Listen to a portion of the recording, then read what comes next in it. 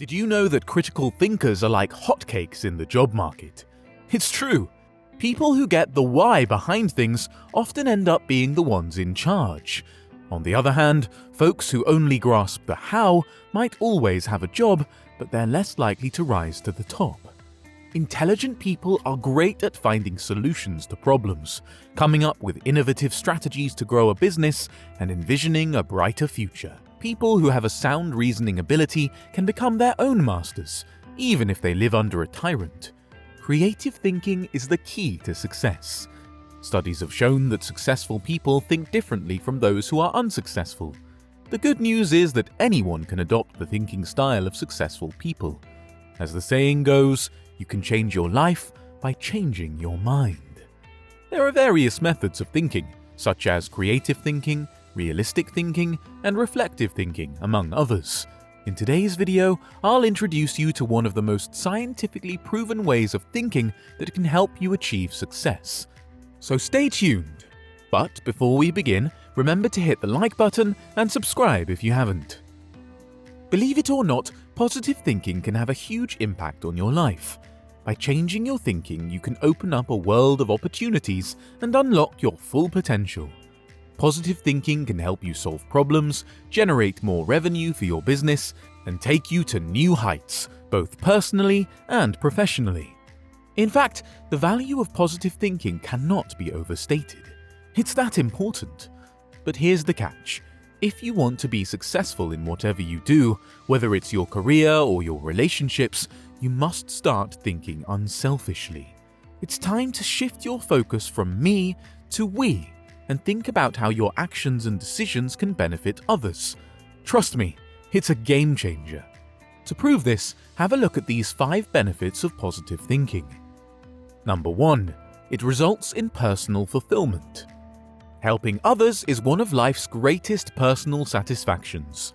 According to American businessman Charles H. Burr, getters generally don't get happiness, givers get it. I wholeheartedly agree with Burr's sentiment, and nothing beats the feeling of helping someone in need. When you spend your day selfishly serving others, you can rest easy knowing that you've made a difference. As psychotherapist Alan Loy McGuinness writes in his book Bringing Out the Best in People, there is no more noble occupation in the world than to assist another human being, to help someone succeed.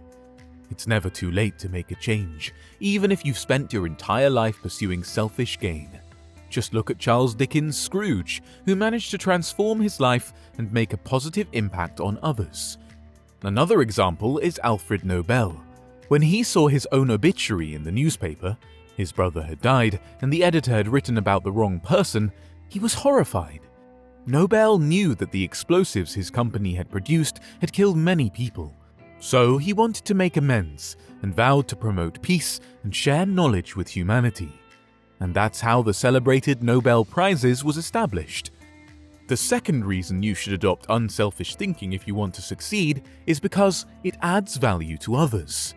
Let me take you back in time to the year 1904, when American writer Bessie Stanley defined success in a way that still resonates with us today.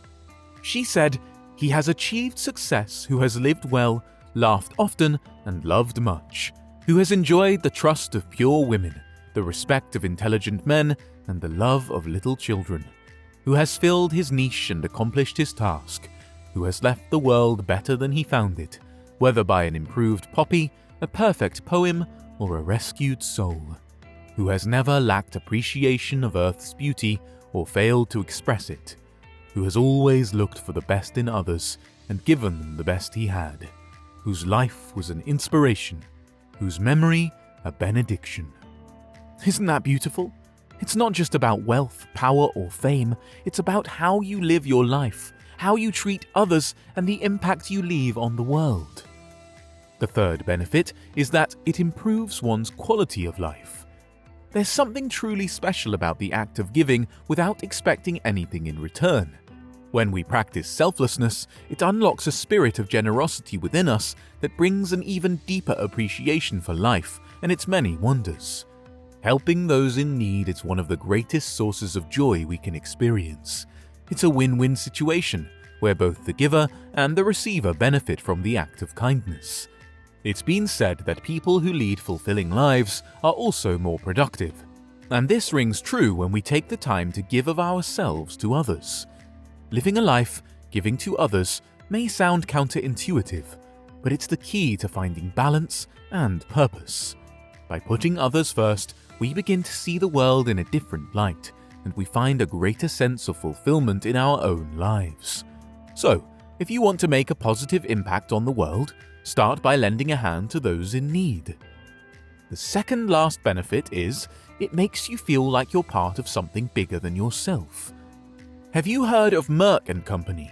It's a global pharmaceutical corporation that believes in doing more than just producing products and making profits. They want to help humanity. Back in the mid-1980s, the company developed a drug to treat river blindness, a disease that infects and blinds millions of people, primarily in developing countries. The product was excellent, but unfortunately, potential customers couldn't afford it. So what did Merck do? They made an incredible decision to provide the drug free of charge to anyone in need. Can you imagine? As of 1998, the company had given away over 250 million tablets. The then company president, George W. Merck, summed it up perfectly. We try to remember that medicine is for the patient. We try never to forget that medicine is for the people. It is not for the profits. The profits follow, and if we have remembered that, they have never failed to appear. This incredible gesture from Merck & Company teaches us a valuable lesson. Instead of striving for personal greatness, strive to be part of something greater than yourself. When you do good for others, the rewards will come naturally. The last but not least benefit is, it leaves a legacy. True North Communications President and Chief Operating Officer Jack Belusek believes that we should learn, earn, and return. These are the 3 stages of life, according to Belusek. The first third should be devoted to education, the second third to building a career and making a living, and the last third to giving back to others. Each state appears to be a preparation for the next, he claims. If you are successful, you may be able to leave an inheritance. When you think of others before yourself, you can leave a legacy that will outlive you. Now, let's shift gears a bit and talk about satisfaction. You know, the warm and fuzzy feeling you get from doing something good.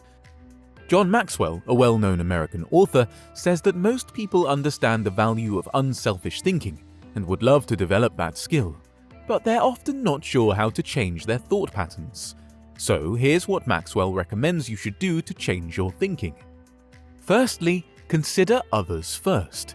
Believe it or not, becoming less selfish starts with a simple realization. It's not all about you. You've got to be humble and shift your focus to others.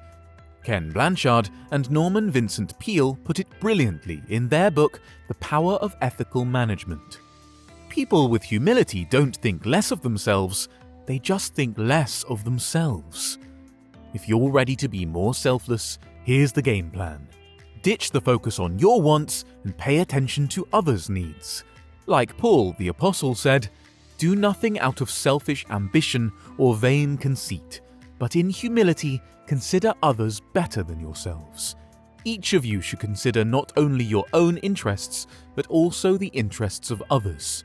So, make a mental and emotional commitment to put others first, and watch the magic happen. The second thing you should do is put yourself in situations where people are in need. You see, it's easy to say you're ready to give selflessly, but actions speak louder than words. To make the switch, you've got to keep an eye out for people's needs and be there for them. Don't worry if your acts of kindness seem small. You can still make a difference by serving at your church, donating to a food bank, volunteering your skills, or supporting a charity. The idea is to learn the art of giving and make a habit of always thinking about how you can give back. So, let's get out there and spread some love. The third thing you should do is make a silent or anonymous donation. Alright, so you're getting good at giving, but are you ready for the next level? It's all about giving without expecting anything in return.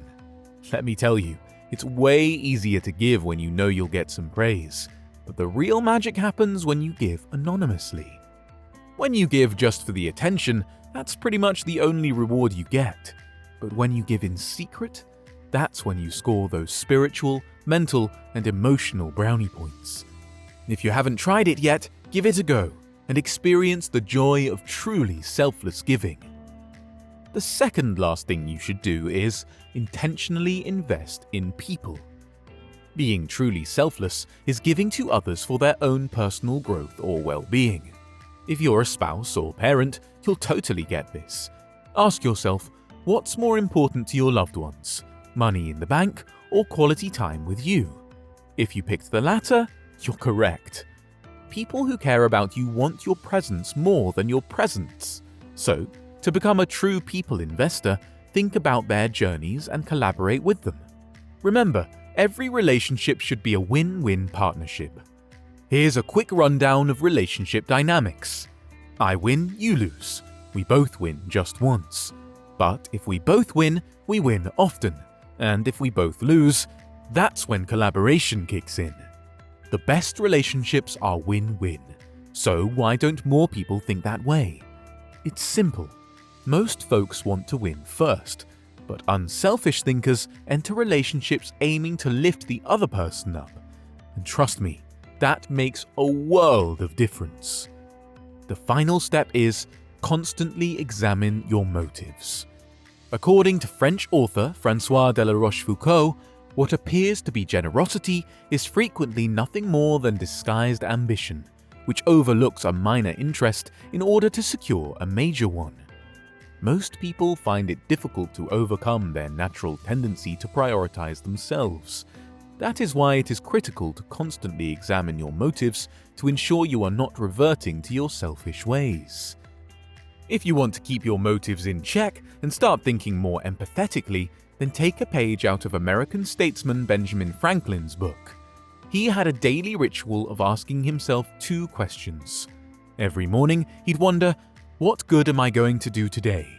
And at night, before going to bed, he'd reflect, what good have I done today? Give it a try. By answering these questions with selflessness and integrity, you'll stay on track to becoming a more empathetic thinker. I hope you enjoyed watching. If you did, kindly give it a thumbs up and feel free to share this video with your friends. You may just change their life. With that being said, have a great day and see you in the next one.